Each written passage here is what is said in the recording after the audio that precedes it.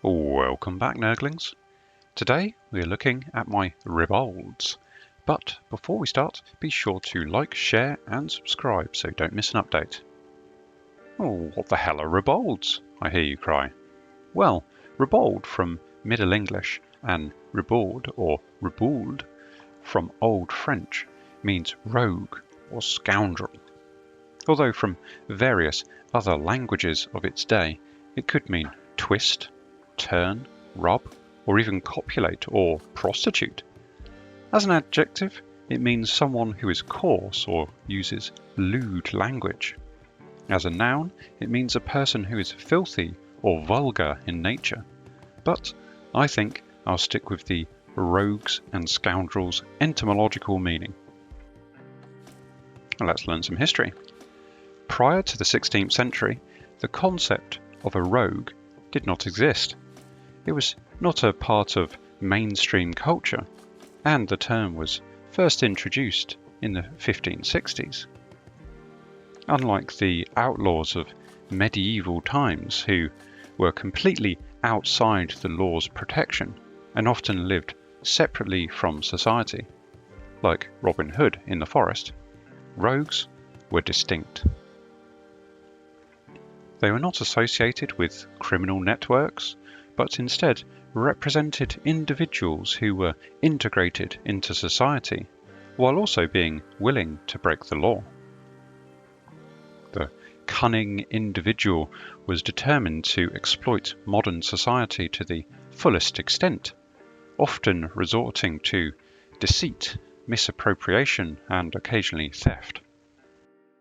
In essence, this rogue embodied the rebellious archetype of the self-made gentleman, reflecting the broader transformations occurring in English society.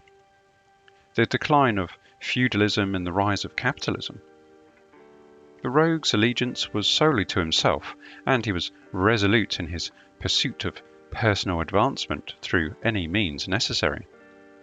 Over time, this term encompassed a wide range of social misfits and outcasts, including rural migrants, urban swindlers, and thieves. However, it did not always carry a negative connotation. For instance, one of Shakespeare's rogue characters, Sir John Falstaff, was portrayed as a jovial, overweight knight who indulged in drinking and promiscuity. The rogue could also be a source of amusement and entertainment. But the rogue could also have negative connotations. The Elizabethan period saw the emergence of English rogue fiction.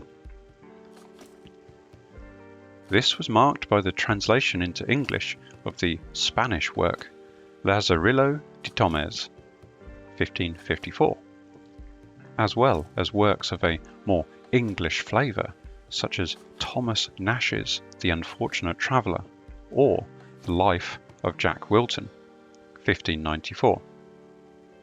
Whereas Falstaff in Shakespeare's play is associated with the royal court, the majority of English rogue fiction depicts socially marginal protagonists struggling to survive within an emerging capitalist world. The main associates of the protagonists in English rogue literature are usually the lowest of the low: conmen, cutpurses, petty thieves and prostitutes. Personal gain is these characters' main objective. Jack Wilton in Nash's work, for instance, engages in a series of rogueries, some designed to get money, some to get revenge, others for the rough pleasure of practical joking. In Elizabethan popular culture, rogues were commonly linked with the concept of an underworld. This underworld was not a physical place within society, but rather a construct of popular culture. From the 1550s onwards, literature began portraying the underworld as a separate social realm with various classes or degrees of thieves, each with their own unique language and customs. While these individuals were not considered outlaws like Robin Hood and his band. They coexisted with law-abiding citizens while maintaining their own distinct identity. Prior to the 1560s, individuals engaging in deceitful and fraudulent behaviour, commonly referred to as rogues, were already in existence. However, it was during the Elizabethan era that the concept of the rogue became prominent in popular culture. These individuals were not bands residing in the woods like Robin Hood and his merry men, but rather lived among ordinary citizens. Their tactics involved cunning schemes such as swindling money and playing deceptive tricks. The rise of these rogues can be attributed thus to the values of a developing capitalist society that prioritized personal gain over societal well-being. How to use them? Okay, now here's where it gets interesting, as the Ribalds fulfill a rather unique role within the army. They are somewhat like the special forces of the army and designed to be fielded in a manner of ways. They could secure lines of communication for a dispersed force, protect the flanks of the army from hides in tree lines or copses, snipe enemy war machine crew from afar, or generally pester the rear of the forward line of enemy troops. In this, they are eminently qualified, unencumbered by the requirements for rank and file, forming units as blocks or otherwise standing around out in the open, waiting to be fired upon by the enemy. On to the models.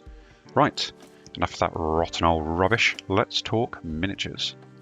These handsome fellows are a group of rogues from Footsore Miniatures, sculpted in beautiful 25mm. There ain't any of that 28mm heroic 30mm realistic 32mm scale nonsense here, son. These are properly proportioned gents, and I won't have anything less.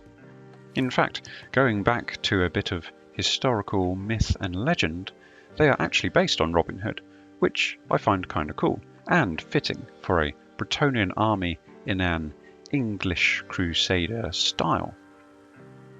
Due to their playstyle, I have decided to mount them on rather fetching hexy bases, which, as you well know, are my favourite.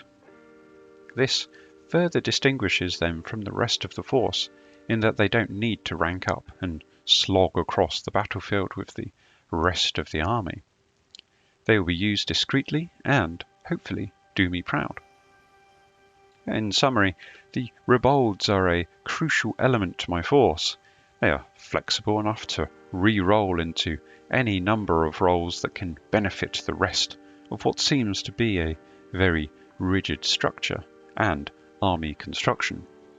In essence, they are the oil between the cogs and gears that help the whole war machine run smoothly, sorting out problems, preventing enemy flanking maneuvers, and generally making do whilst the knights trample things and the rest of the army watches admiringly. With that in mind, thank you very much for watching, and if you enjoyed this video, be sure to check out some more in the series. Au revoir, mon ami.